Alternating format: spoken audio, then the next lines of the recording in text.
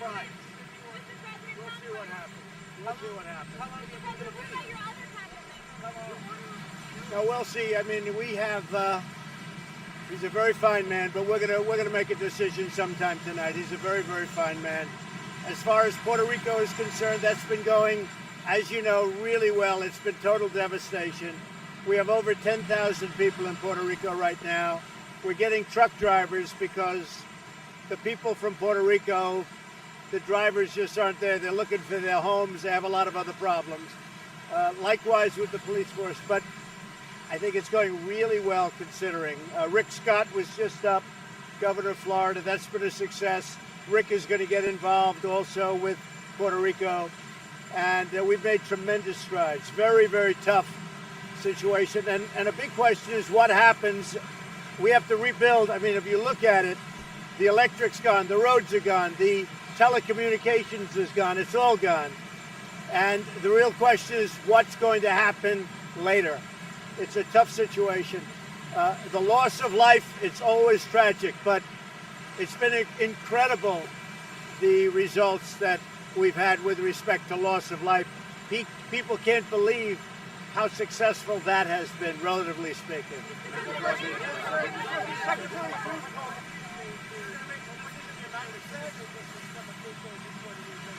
I can't hear you, John. Go ahead. What do you say about the criticism that some officials in Puerto Rico, including the mayor of San Juan, have leveled at relating to saying what you said about it, good news and you're getting the equipment there is really insulting. Well, I tell you, the governor of Puerto Rico has been unbelievably generous with his statements. I mean, he's been praising our efforts. And this is a very difficult, this is a total devastation. When you look at Texas and when you look at Florida, you know, it's a whole different level. Nobody's ever seen, when you have a Category 5 wipe out an island like this, because you have nothing. You don't have the roads, you don't have anything, and you don't have the people even to operate the equipment. That's why we have literally hundreds of truck drivers being brought into the island to operate the trucks, because those people have lost their homes, so they're unable to do it. And the police have lost their homes, so they're unable to do it. So it's a tough situation, John. Was the link wrong to say that Puerto Rico was a good news story? Well, I haven't heard what she said. I can tell you this. We have done an incredible job, considering there's absolutely nothing to work with. And a very big question is, what are we going to do with the power plant? Because the power plant has been wiped out. It's not like, let's go back and fix it. That's what I do. I'm a good construction guy. You don't go back and fix it. There is nothing. The power grid is gone. So we have a lot of big decisions, and you're talking about, the dollars that you're talking about are really tremendous. And I'll be talking with the Democrats, and we'll be talking to Congress about what we're going to do a little bit longer term. In the meantime, we've saved a lot of lives. We've done a really good job, and now we're bringing the people for distribution.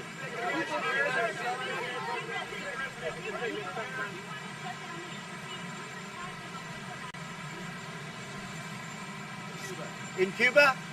Well, you know the problem we've had in Cuba, and we'll be coming out with something, but there was a big problem in Cuba, so we'll be announcing that fairly soon.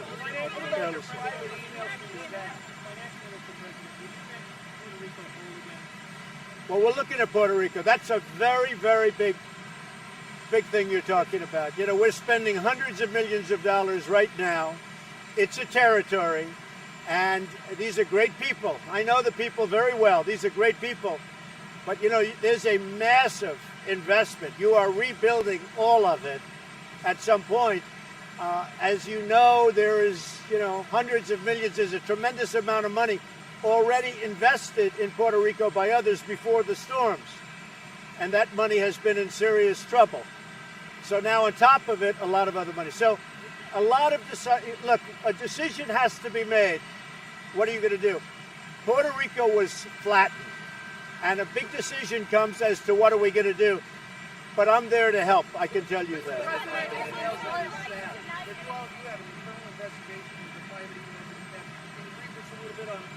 Well, we have great secretaries, and we have some that actually own their own planes, as you know, and that solves that.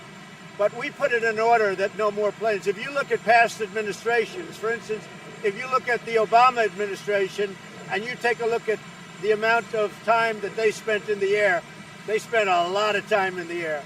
But I felt very badly because Secretary Price is a good man. But we are looking into it, and we're looking into it very strongly.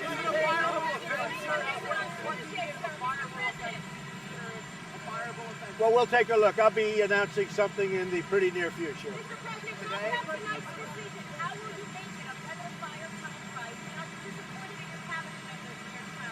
I have a great cabinet, and you know, we save hundreds of millions of dollars through negotiation. I'll give you an example.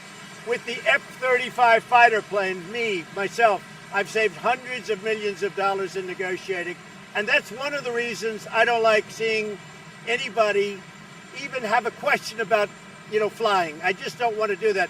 We're saving tremendous amounts of money no matter where we go.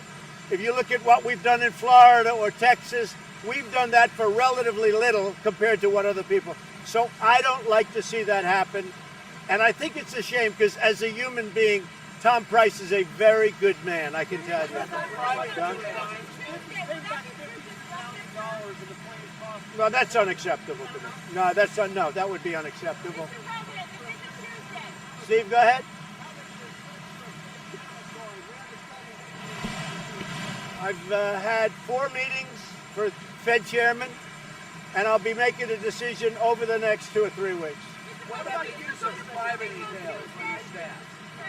What? Where are you in the search for the new Homeland Security Secretary? We are, well, first of all, Brock has done a fantastic job at FEMA, and Elaine Duke is acting and she's working very hard. And, I think what FEMA has done has been incredible between all of these hurricanes and doing so well. But we'll be making that decision probably within a month. Homeland Security, yes.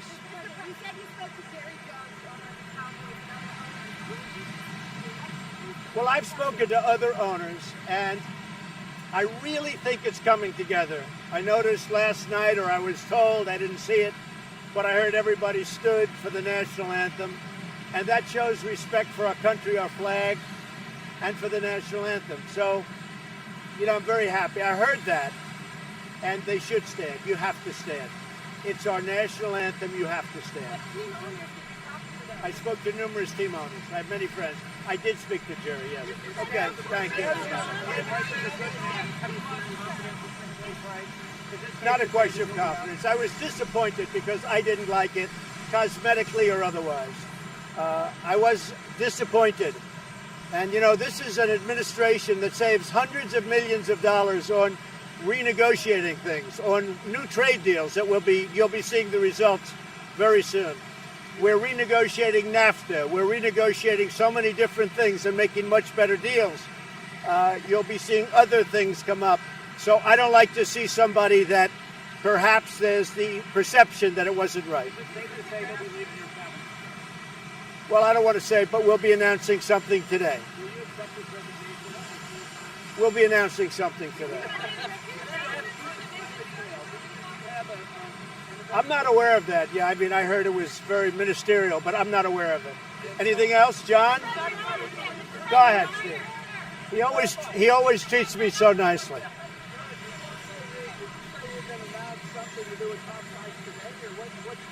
Probably today something will happen. Something will be announced. Look, I think he's a very fine person. I certainly don't like the optics.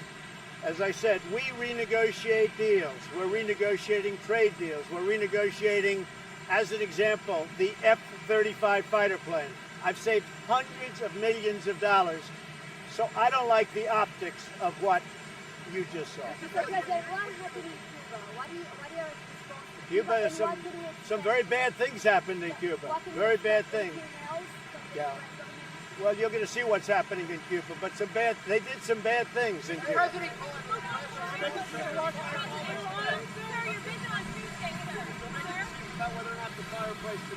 Probably sometime today, yeah. I'm not happy, okay? I can tell you, I'm not happy. Okay. Está bien.